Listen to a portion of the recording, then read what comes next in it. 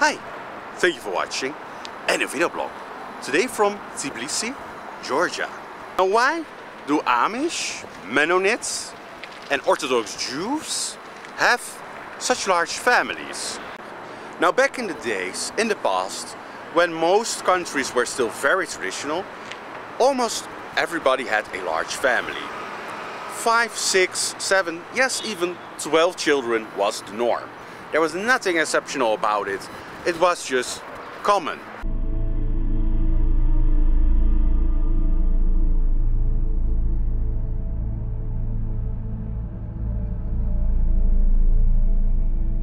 Of course, there was no birth control back then, so that might have influenced the reasoning behind it.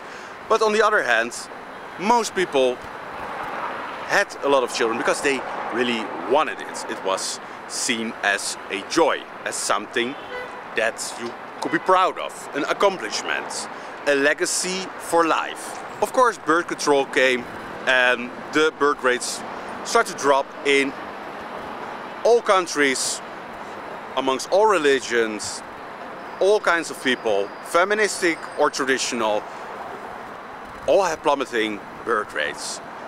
Most to replacement levels, but many countries are now even under replacement levels, which is not very positive in my opinion. But let's look now at people that in this day, 2025, still have large families, and not a few exceptions, but literally like all of them in that particular group. I'm talking about Amish, Mennonites,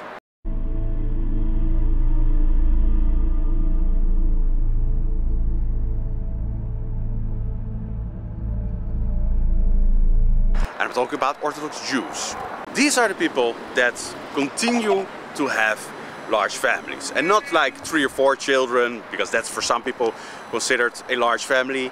I'm talking about really large families. 12 children, sometimes even more.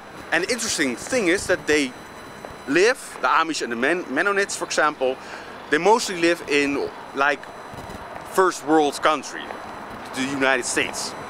And the Orthodox Jews also, they live also in United States for a large part, and in Israel, which is also part of the first world. So you can clearly see that it is possible to have a large family in a first world country. So let me get that clear. It's very important to know, because many people will say, oh, you know,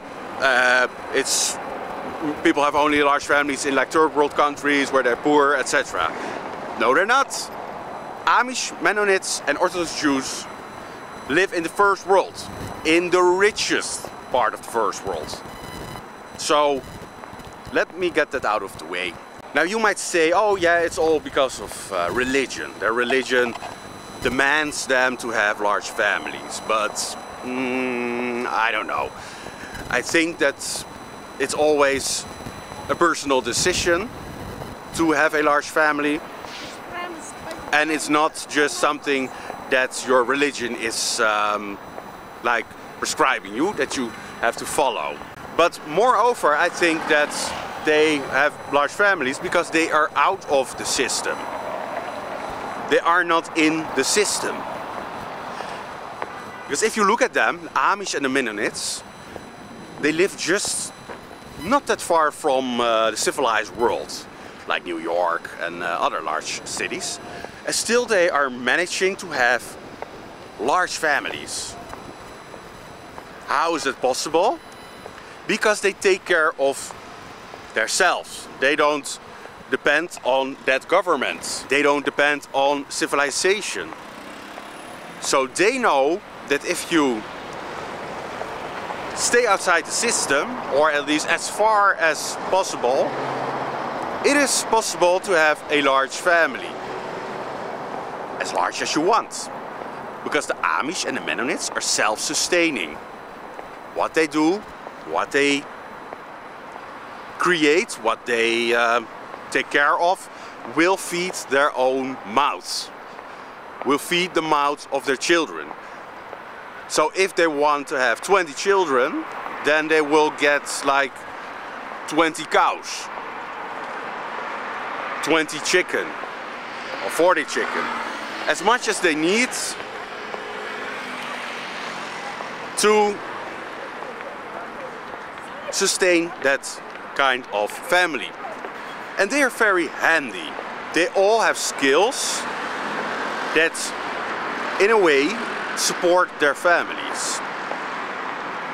So they know, for example, how to sew clothing, how to build a house with wood. They know how to take care of animals. They all know these things that helps you to survive. And especially the Amish and Mennonites are a great example of this.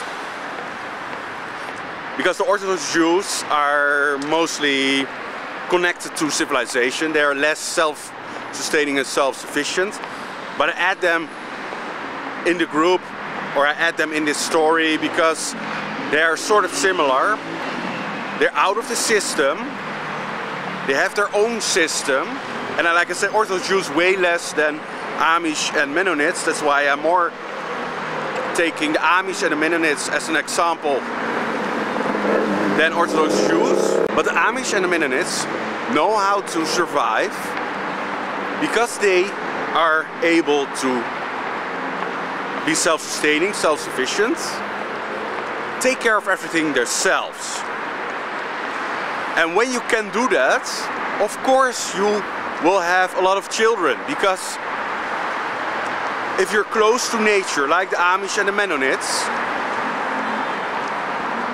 then you have a natural urgency or tendency or desire or love that you want to share with children, that you want to have as much children as possible, because you know every baby is more than all the diamonds on this earth. They are valuable more than all the diamonds on earth. One little baby. So can you imagine if you have 12 little babies and they're growing and they're becoming a part of the family, and of course they help the family, they do work and they will stay in the family, so it all works. But this is natural. This is not a broken system. It is a natural, very good functioning system. And practically all Amish and Mennonites stay in that system because they know this is great. I don't have to worry about all these things that are in the civilized world. I stay in our own closed system and I can have a large family, which is the greatest blessing that you can receive from God. So of course they're able to do this.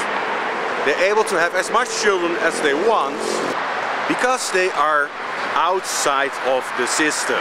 And now of course there are the naysayers that will say, oh yeah, but this only works because the United States is super rich, or they can blah blah blah blah. There are also Mennonites in Argentina, in Brazil, in I guess in Mexico. And they're in remote parts. They don't really have to live in these well-developed, civilized places. That's not the case. They're able to live the same way in any country. That's why a lot of them moved. They moved to these countries. They moved to Argentina, they moved to Brazil. They're super able to do the same there. Have large families, self-sustaining, have animals, live off that outside of the civilized system. They don't need electricity, they don't need gas, they don't need solar panels, nothing. They are self-sustaining and self-sufficient. And because of that, because they stay outside of the system, they are able to fulfill their dream of having a large family. Because I believe that in civilization we suppress these feelings. We have the same desires, but we suppress them. Men will, for example, suppress them with cars. Women will suppress them, for example, with buying clothing, you know, doing makeup, wasting time. But in reality, we all want the same. Everybody wants to have a big family. It's the best thing that can happen to you, and it's what God gave to us. It's the diamonds that God gave us for free. But we have to do something for it, of course. We have to work a little bit for that. So, again, Mennonites, Amish, they prove that as long as you are outside of the system, when you are not depending on the system, that you can fulfill your dreams, that you can have a large family. And I think that there's a misconception. I think that many people think that Amish are forced to have many children or whatever. Totally not the case. This is just a way of thinking that civilized people will do, because they cannot understand how it's otherwise possible. They don't understand that in nature, the one thing that you want is the love that you have with your spouse, with your husband, with your wife, to multiply that as much as possible. You want to like show how much you love the other person by having a lot of children. So it all comes down to staying out of the system, have your own system, don't depend on the civilized system, depend on your own tribe. Amish sort of a tribe, group, your natural, independent, self-sustaining tribe. And then it's super easy to have 12, 14, sometimes you see even 20 children in an Amish family or a Mennonite family. It's, you know, it's totally normal, nothing strange. So of course, if you want to achieve the same things as the Amish, the number one thing that you need to do is get out of this system. Don't attach yourself to the civilized world. Live simple, self-sustaining, self-sufficient, back to nature, remote. You don't have to fly to Namibia or Nepal to do so. You can live in a first world country, but remove yourself from the city and remove yourself also from the need to be part of the system. And then somehow you're able to have as much children as you want. The large family that you are dreaming of. So that was it for today. From Tbilisi, Georgia, I say thank you for watching. See you next time.